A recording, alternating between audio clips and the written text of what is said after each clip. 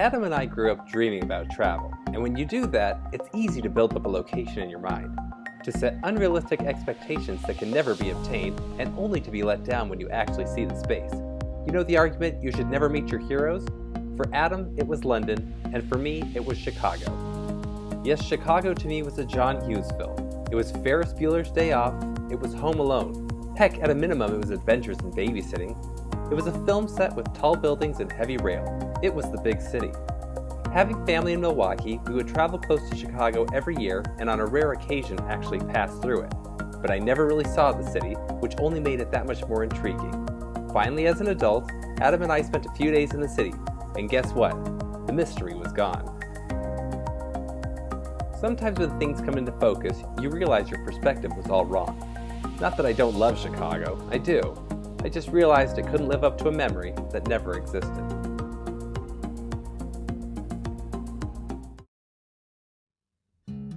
In 2018, we had the opportunity to travel across our southern and northern borders, so today we'll explore both San Diego and Tijuana, as well as Calgary, Banff, and Edmonton.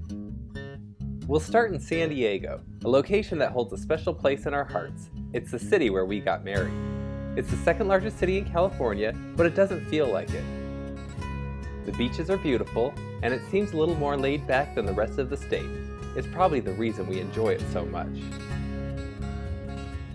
As you may have realized by now, we're obsessed with architecture, and one of the most interesting buildings to see in Southern California is on the UC San Diego campus.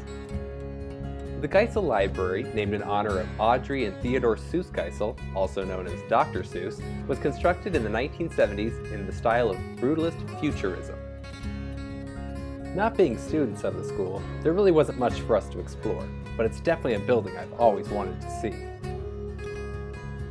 Nearby you'll find the Salk Institute, designed by Louis Kahn in the 1960s and named for Jonas Salk, who helped create one of the first successful polio vaccines. The Institute's scientific research includes topics from the biology of cancer to plants. About 30 miles away you'll encounter the Tijuana-San Ysidro border, which is one of the busiest land crossings in the world. The crossing sees as many as 50,000 vehicles and 25,000 pedestrians every day. Reaching the border is simple from San Diego, as the city's light rail takes you right to the port of entry. I have to note the San Diego Light Rail, or trolley as it's referred to. The system opened in 1981 as one of the country's oldest second-generation streetcars after the disappearance of the PCC streetcars. Remember, you can ride some of these classic cars on San Francisco's historic F-line. Tijuana is one of the largest cities in Mexico with a population of 1.3 million people. Once a popular tourist destination, it's a city credited for being the home to the invention of the Caesar salad. You can actually still eat at the original restaurant.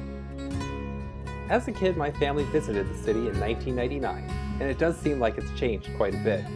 In 2008, drug wars within the country led to heightened tensions in many of the border cities, and it appears Tijuana is still attempting to rebound. It's a city and region I would love to explore more, but for a day trip, time is limited, especially when re-entry into the United States can easily take an hour or longer. On the other side of the country, our trip started in Montana. We were there to celebrate my grandmother's 90th birthday, and while road conditions through Colorado and Wyoming were fine, I'm never surprised to see snow in Montana. Truthfully, I was sure we would have to cancel our Canadian journey, but as we know, weather in the West is prone to change, and we ended up having sunny skies and clear roads for the rest of our trip. Our first destination was Banff. Banff is Canada's first national park, created in 1885. The Canadian Pacific Railway was instrumental in attracting guests to the area through their luxury hotels. There's the famous Banff Springs Hotel, originally built in 1888 and reconstructed in 1928. While the Canadian Rockies are beautiful, the real must-see sights are the various lakes nestled in them. There's Lake Louise, formed by glacial runoff. On its banks you'll find another hotel, the Fairmont Chateau Lake Louise. Bow Lake was a little off the normal path, but the waters were crystal clear. Peyto Lake was a fun snow-packed hike, which quickly reminded us that the tread on our boots was lagging, although sliding down the hill on your rear end is an experience all in itself. Waterfowl Lake was another spot to remind you how fun nature photography can be. Travel from Calgary with an elevation of 3,428 feet to Banff with an elevation of 4,537 feet had little incline. The Rockies of Canada are more jagged. Picture the Alps or the Himalayas. Though they don't have the height of our Rockies, with the tallest peak at just 11,870 feet. From Banff, we went to Edmonton, the capital city of the province of Alberta. To note, there are 10 provinces and 3 northern territories in Canada. With a population of 932,000, it's the 5th largest city in the country. We stopped at the Alberta Legislative Building, where a tour afforded us a better understanding of the country's government. A constitutional monarchy, they recognize Queen Elizabeth as their head of government. Each province has a lieutenant governor who gives royal assent to laws. The flag on the front of the building represents if the lieutenant governor is in the province. Their legislative branch is a single house with a premier elected as the head of government. Think governor in the United States. Now, as tacky as it sounds, one of our favorite locations was the West Edmonton Mall. Once the largest mall in the world until 2004, it's still the largest in North America. With 5.3 million square feet, it has an indoor hockey rink, an exact replica of the Santa Maria, indoor theme park with roller coasters, and yes, even an indoor water park. Edmonton was a surprise.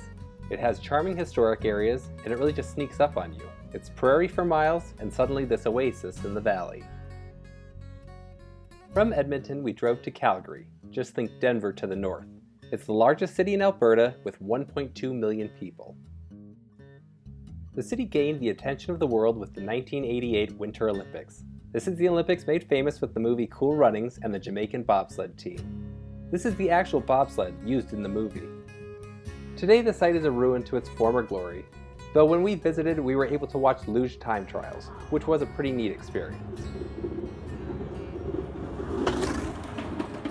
The city is full of art, architecture, and lots of indoor malls with connected walkways throughout the city. Lest we forget, the coldest temperature ever recorded in the city was 46 below zero, but when we were there in October, it was actually pretty nice. A unique structure in town is the Calgary Tower, built by Husky Oil and Marathon Realty to celebrate the centennial of the Canadian Confederation in 1967. But as you can guess, no, we didn't go in it. One of the more fascinating businesses in Canada is Hudson's Bay. Now, it's currently a chain of department stores, but in 1670 it was founded under royal charter and at one time functioned as the de facto government of North America until European claims to the territory. They once owned 15% of North America, though today it's just like a Macy's. Now, if we're talking food in Canada, I should probably mention Tim Hortons. Yes, their coffee and breakfast sandwiches are delicious, but instead I have to discuss the sushi restaurant we went to. The meal was terrific, and now I expect all my food to arrive by bullet train.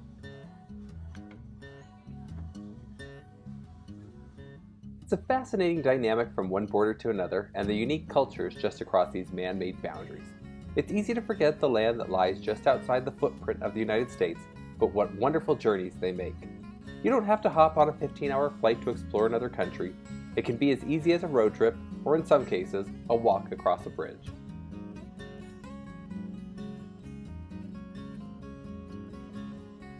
Thanks for joining us again today. If you have any questions, please leave them in the comments section. We look forward to sharing another destination with you soon.